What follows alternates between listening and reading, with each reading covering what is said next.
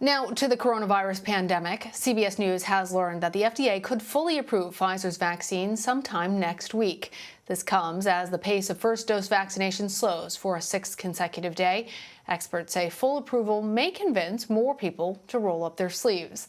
Meanwhile, 49 states are now battling high community transmission.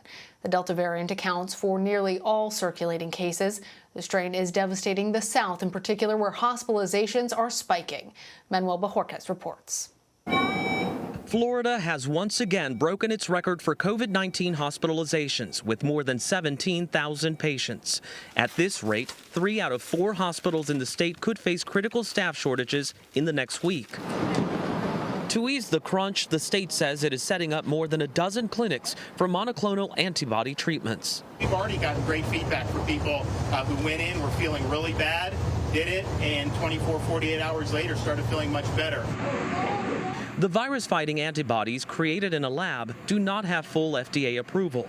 They're given through a transfusion and can help the recently infected who have not developed severe symptoms, reducing the risk of hospitalization or death by up to 85%.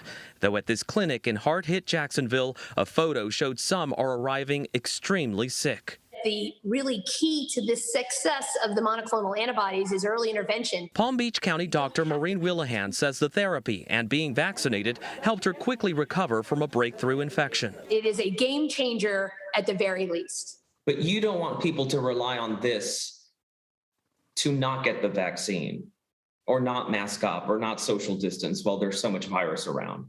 No, and I'm still really recommending the vaccine in the office. I still think you should be cautious with your masks. Across the South, health systems are being pushed to the brink.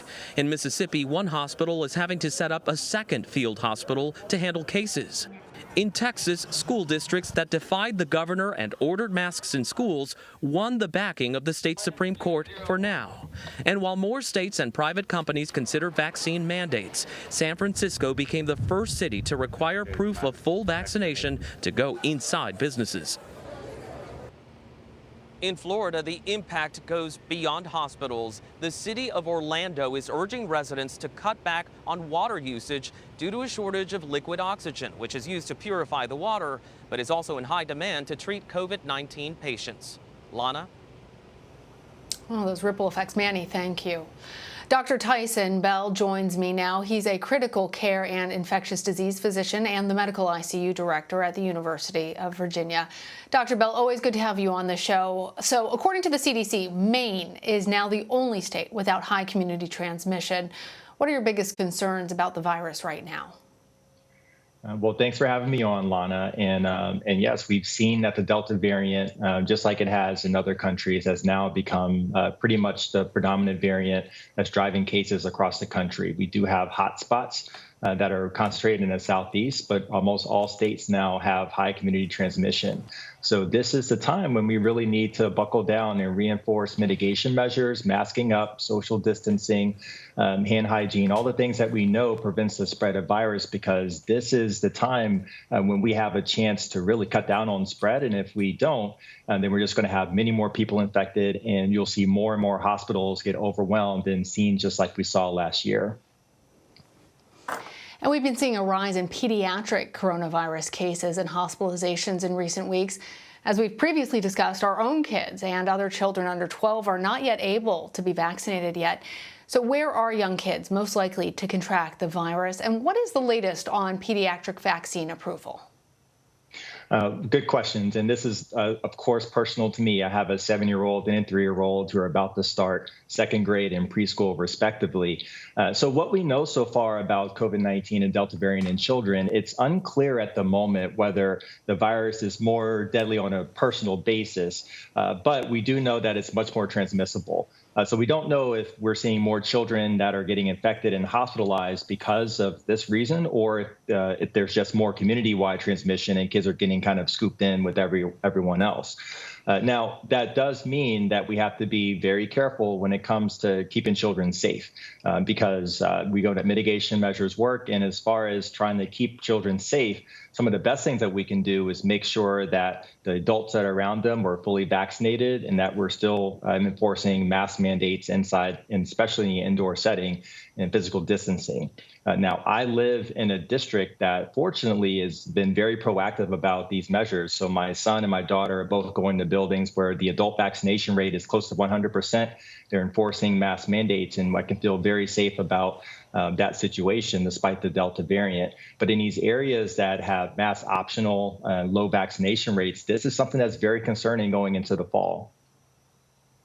Well, the CDC says that there are studies suggesting that vaccine effectiveness may be waning for some people. If that's the case, is there a need for stricter mitigation measures until boosters can be administered?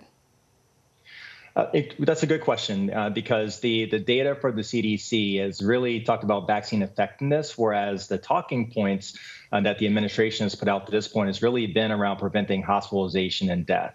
And so the data is clear that we do see a decrease in vaccine effectiveness. And what that means is that there's more likelihood of getting symptomatic infection or breakthrough infections the longer out from vaccination that you've had. Now, when we've seen severe cases, they've more often been patients that are elderly or those that are immunocompromised. And that's related to the fact that these patients may not be able to generate an immune response that's at the level that we want to begin with.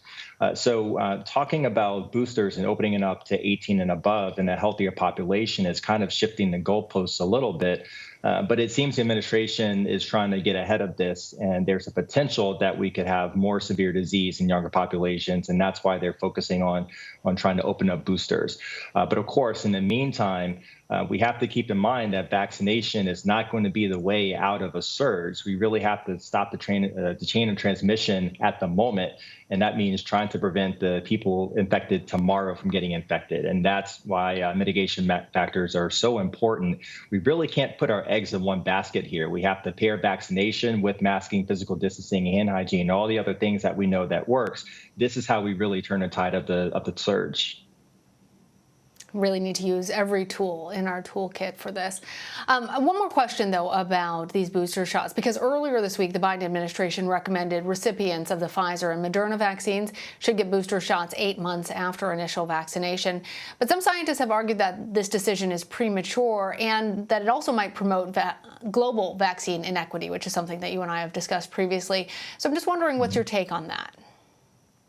Well, this is certainly a concern. And whenever you are thinking about what's the best use of a next dose of vaccine, we really have to ask ourselves the question, is the best use to boost someone who may be young and healthy, who already has a low chance of being hospitalized with COVID-19, or is it better used going abroad? And so the criticism from the WHO, I think, is founded in the fact that when we look globally, we have 3/4 of the global population has not been vaccinated, and that includes only 1.9% of developing countries. The entire continent of Africa only has 2% fully vaccinated at this point. And so not only does this look it's very poorly reflective of our global priorities, but it's also short-sighted. We have to remember that the booster shot campaign has been driven by a variant that developed in a country that had a low vaccination rate. And so as long as we have several spots around the globe that have low vaccination rates, we are just as susceptible to having another variant that might put us right back to square one and having this conversation all over again. And of course, people here in the United States who haven't gotten their first vaccines need to really be thinking about the implications of that decision as well. All right, Dr. Taison Bell, thank you for joining me, and thank you for all that you do. Thank you.